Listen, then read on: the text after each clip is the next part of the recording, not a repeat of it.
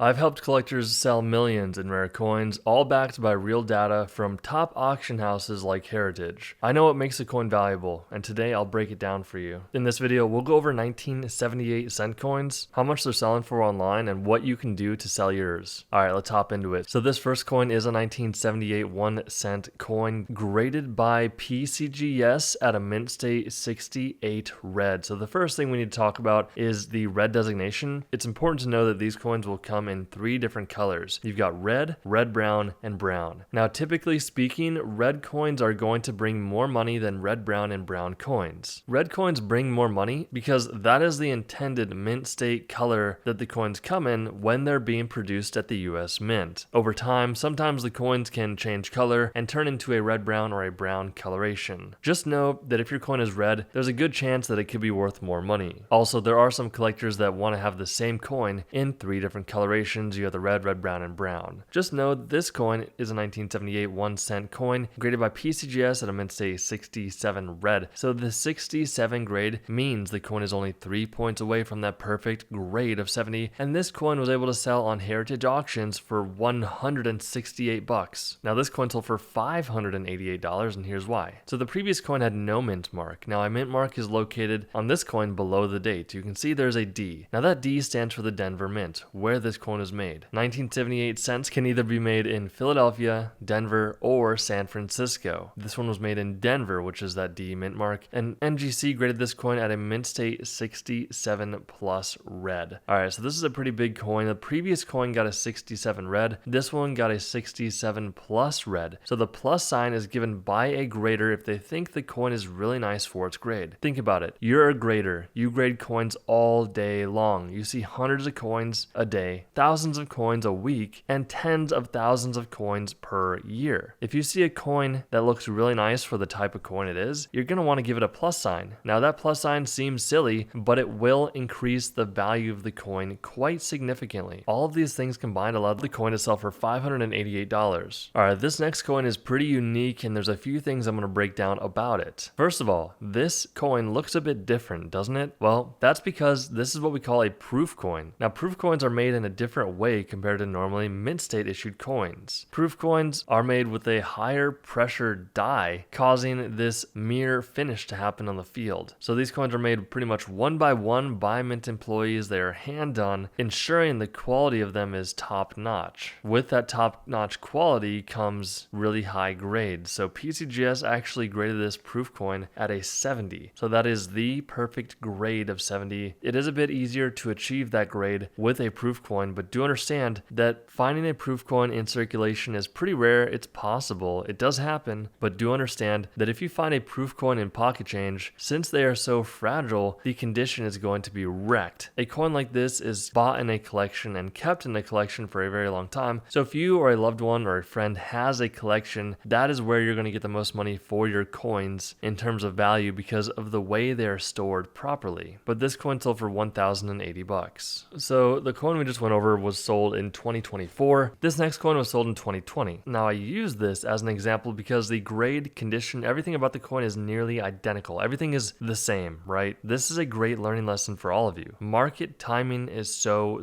important. Just because you have a coin that's worth thousands of dollars does not mean it could be worth thousands of dollars or more in the future. Sometimes it could go down in value. For example, in 2020, this coin sold for $3,720, but previously I showed you a coin that sold in 2024 for $1,080. That is also why I highly suggest against buying any high graded coins, especially if they are from the year 1950 to present. That is because these are considered to be relatively modern coins, and you never really know where the market is going to go specifically on coins like this. So let's say that someone bought this coin in 2020 for $3,720. Maybe they over leveraged themselves and they needed money to pay for rent or something like that, and they went ahead and tried to sell the coin in 2024. Now they would have lost almost $3,000 on the sale of this coin, which really is unfortunate. So make sure before you're buying any coins to do your homework, do your research, or find a trusted coin expert that can assist you with buying your coins and helping you increase the value of your collection and keeping it safe for the long haul, because some of these coins can be very volatile. This is quite the oddity. So this is a 1979 Jefferson nickel that was over overstruck on a 1978 cent coin. So you got quite the doozy here. So once again, there was a 1978 cent coin that was struck, and then someone had the bright idea to put the coin back in the hopper, but instead do it in 1979 with the Jefferson nickel, causing this double denomination error. Now NGC graded this coin at a mint state 64 red and brown. Now here's the thing I always kind of like to talk about. So if you're a Mint employee and you're kind of bored, one day maybe you'll just throw some coins in and try to make an error. At the time, you may not be thinking that it's rare and valuable, but check this out. A coin like this technically is only worth 5 cents, but in the market, this coin sold for $1,800. That is a massive increase on your investment. Now sure,